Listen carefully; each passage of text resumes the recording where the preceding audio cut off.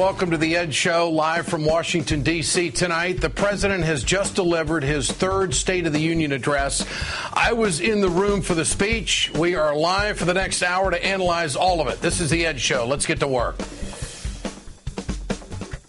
With anyone in this chamber to build on this momentum. But I intend to fight obstruction with action, and I will oppose any effort to return to the very same policies that brought on this economic crisis in the first place. President Obama drew a hard line in the sand tonight. He defined the final year of his first term by saying that he will fight the Republicans who plan to stop his agenda. I spoke with Democrats in Washington today who were charged up about tonight's speech. They wanted the president to speak about income inequality. He did that tonight.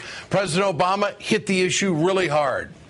You can either settle for a country where a shrinking number of people do really well, while a growing number of Americans barely get by.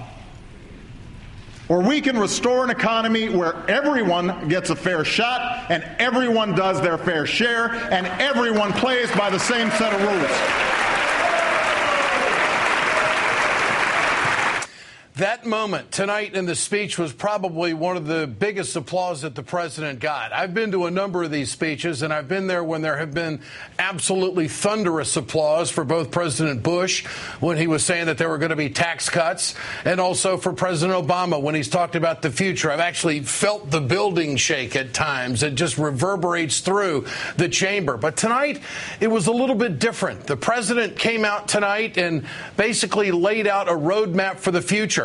What was disheartening to me as an American citizen is that there were politicians who sat on their hands tonight and gave no response when the president was talking about industries that were actually saved, like the automobile industry.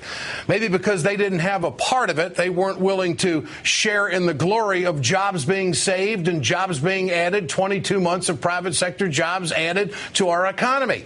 At one point of the speech, I thought there was no news out there that the Republicans were actually going to say, okay, we're headed in the right direction.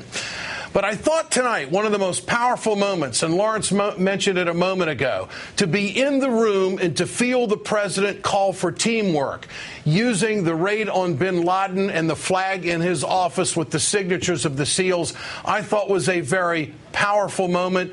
It was very important, but most of all, I think the country needed that tonight. We have seen a record number of filibusters. We have seen this town unable to come to some conclusion on big issues because of the political divide in the country. And tonight, the president took arguably the biggest story in the world in the last year and talked about the people who were involved in the mission and talked about their sacrifice. They didn't care if they were Republican or Democrat. They didn't care about ideology. They cared about not I, but we and team. And I think the Congress needed to hear that tonight. And the president called out the Congress tonight on a number of different occasions, saying that you're pretty much out of step with the rest of the country. They agree on things across America. You guys can't agree on anything, as I paraphrase. But that's the feeling that was in the room. And then the way the president ended it, I thought was absolutely outstanding. We need some team effort to move this economy forward and get millions of people back to work in this country. And I thought he really hit it out of the park in a very powerful message, because all of us as Americans can relate. We can relate to the success of that mission. And fighting terrorism is an American thing. It's all about freedom and liberty. Everybody should get behind that. And basically tonight, the president was saying, why can't we do that? Why do we let political divide get in the way? We know how good we are as a country, and we know how good we are as a people. This is the moment that I thought the president was so strong tonight. Which brings me back to where I began. Those of us who've been sent here to serve can learn a thing or two from the service of our troops. When you put on that uniform, it doesn't matter if you're black or white, Asian, Latino, Native American, conservative, liberal, rich, poor, gay, straight. When you're marching into battle, you look out for the person next to you, where the mission fails, where you're in the thick of the fight, You rise or fall as one unit, serving one nation, leaving no one behind. The president tonight talking directly to the congressional members about coming together, using that raid on bin Laden to get it done. And he talked about uniform. When you put that uniform on, I took that when these congressional members put that pin on. They have an obligation to represent their constituents and not an ideology. I think that's what the message the president was sending tonight. It's a very powerful moment. Let's turn now to MSNBC. My colleagues, so great to work with all of them. Rachel Maddow, host of The Rachel Maddow Show. Reverend Al Sharpton with us tonight, host of Politics Nation. And Chris Matthews, host of Hardball. Chris, the emotion tonight inside the rotunda was not as great as it was in other speeches, but the ending was very, very powerful. What did you take? And the president, of course, covered a lot of ground tonight. What were some of the themes that really hit you tonight? Well, there was so many points to this speech. I think you're right about the optimism and the call to duty and the patriotic cooperation and on a common mission. I thought all of that was part of, if you will, the confection of the speech, the structure of it. But there were very interesting shots in it, I thought. One of them was this thing that came out of nowhere to me, having worked up there for all those years and covered it. Insider trading by members of Congress. I mean, they must have, the wind must have come out of them when they heard that. Here's an attack.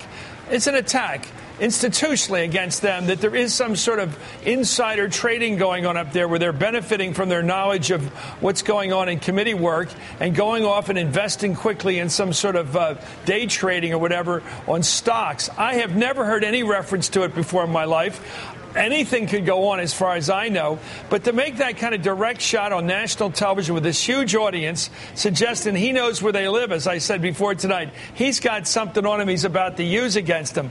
I thought it was basically a preparation for a Harry Truman-style campaign this fall. He's going to run against Congress as an institution, not just the filibuster, not just the foot dragging and the scorched earth, but the institution itself, its morality. I mean, insider trading. That was tough stuff. And I wonder what he's up to, if he's got something that he's going to work on here. But I'll tell you, the members of Congress and their wives, their spouses must have heard that. And tonight when they go home, they must be saying, what's this the president's talking about?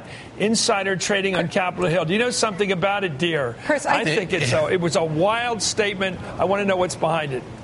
Rachel, your thoughts on that? Yeah. That did kind of come out of nowhere. Yeah, it was interesting because where that came in the speech was when the president talked about the corrupting influence of money in politics. Yeah. And, of course, we all look immediately to the Supreme Court justices to say, is this going to be the second annual response on Citizens United? But instead he went to that insider trading piece. Now, that comes out of an investigative piece on 60 Minutes not that long ago, a few weeks ago, that made some really steaming allegations against members of Congress on both sides of the aisle, saying that they were essentially benefiting in private financial terms from things that they would only know because they were members of Congress. And the immediate response to that 60 Minutes piece was that there was bipartisan legislation that they would crack down on this problem. And sort of in the heat of that 60 Minutes piece, it was all of a sudden going to move very fast, and then it's petered out and it's died. But it is something on which there is supposedly bipartisan interest and bipartisan embarrassment for ethics reform. So I do think the president's calling them out, but it's another one of those things where it's a sort of perceived common sense reform to restore faith in government.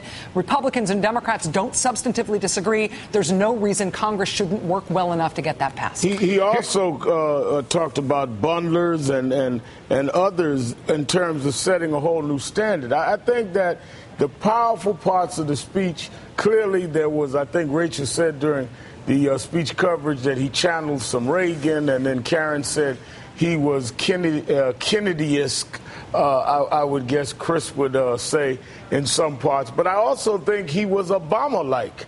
When he got into these people that are fighting in the military, were not looking at their color or their party.